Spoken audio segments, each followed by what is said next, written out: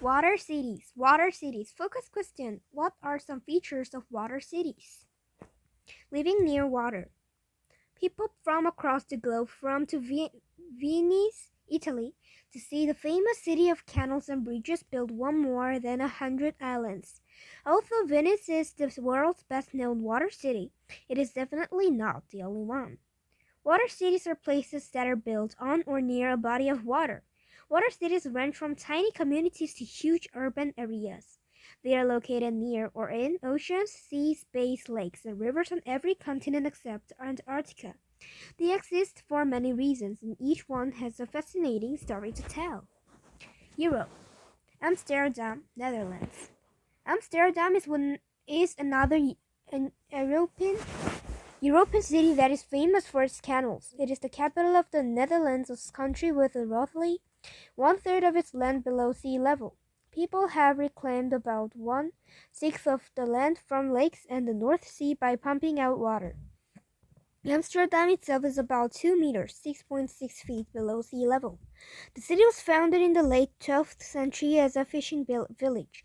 It became an important seaport in the 17th century and is now one of Europe's largest seaports. Amsterdam was surrounded by a moat from 1480 to 5185. Its population surged into 1600 as the city grew. Workers drained swamps and built 3 more canals around the downtown area. The 4 waterways were used for transportation, defense, and water management.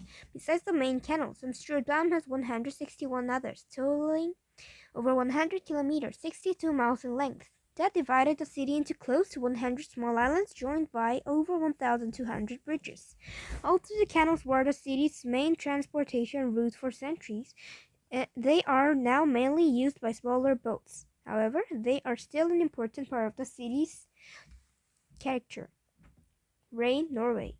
A tiny Norwegian fish village more than 100 kilometers, 62 miles above the Arctic Circle, has earned the nickname the most beautiful place in the world. Located along the coast of one of the Lofoten Islands, Rhein offers fishing, kayaking, skiing, whale watching, hiking, and gorgeous beaches. It's also a perfect place for dramatic views of the Northern Lights. Asia. Singapore. Singapore is the world's only island city-state, an island that is both a city and an independent country. It is made up of 63 islands. Singapore depends on goods from other places since it has few natural resources of its own. The country must import almost everything it needs. Singapore's land area has increased by almost 25% since the 1960s. Unlike Amsterdam, which has reclaimed land by removing seawater, Singapore has added land by dumping rocks and sand into the water. A project begun in 2016 will use Amsterdam's methods to increase its land area. Dubai, United Arab Emirates. Dubai is the modern city in the United Arab Emirates, UAE. The city is the state of many construction projects. One of Dubai's largest construction projects is Palm Islands, 3 artificial islands shaped like palm trees. The islands are being built along the coast by piling up huge amounts of sand and rock.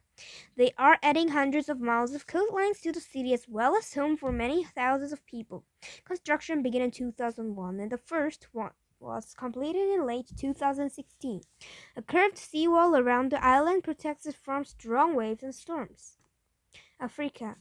Gambia, Benin. Is sterling contrast to the modern cities of Singapore and Dubai in Canvi, the largest stilt village in Africa. The village is located in Lake Nakwi in the country of Benin. Canvi has about 20,000 residents and 3,000 buildings. Only the school and a cemetery are located on land.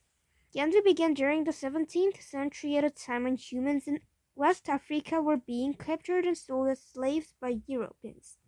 During that period, a powerful tribe called the Fon also captured and sold people from other tribes into slavery. The Fon's religion forbade them from cursing people who lived on water. Another tribe, the Tofinu, escapes to Lake Noko to avoid capture. They founded a still village and set up a way of life that continues to this day. Their success is reflected in the name of their village, which means we survived. Villagers mainly make their living by fishing. They keep and breed fish using underwater fences. They also keep chickens and goats on patches of grass that grows in the water. People travel in long, narrow canoes called pirogues. Fadioth, Shell Island, Senegal.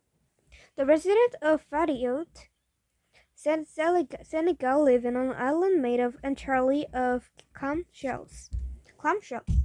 For over 3 centuries, they have been eating clams and recycling the shells to make not only buildings and streets but also the land itself. The shells are held in place by the roots of trees and reeds. South America. Euro's floating village, Peru.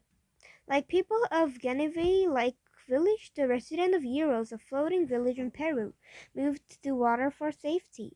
The Euro people escaped to Lake Titicaca over 500 years ago. At that time, the Inca and Cola peoples took over their land. Approximately 2,000 Euro now live on about 70 floating islands made of reeds. The islands measure 1.2 to 2.4 meters, 4 to 8 feet thick, break down from the bottom. New reeds must always be added on top. The Euro people also use the reeds to make canoes, homes, and furniture. They make their living for fishing and selling crafts. Even though the Euro live by traditional ways, they have some modern conveniences. Euros has its own radio station, and some residents have solar panels and motorboats. North America. Mezcaltitan, Mexico. The Aztec people ruled large areas of Mesoamerica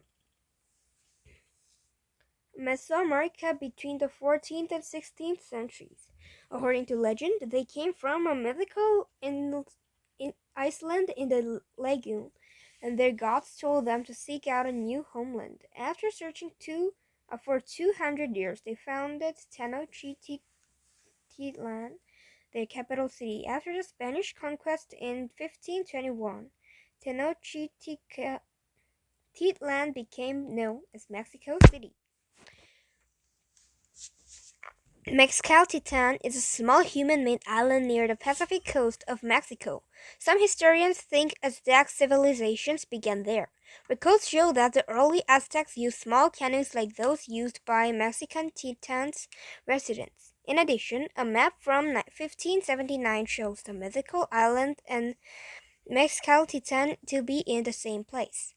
Mezcaltitan reaches about 350 meters.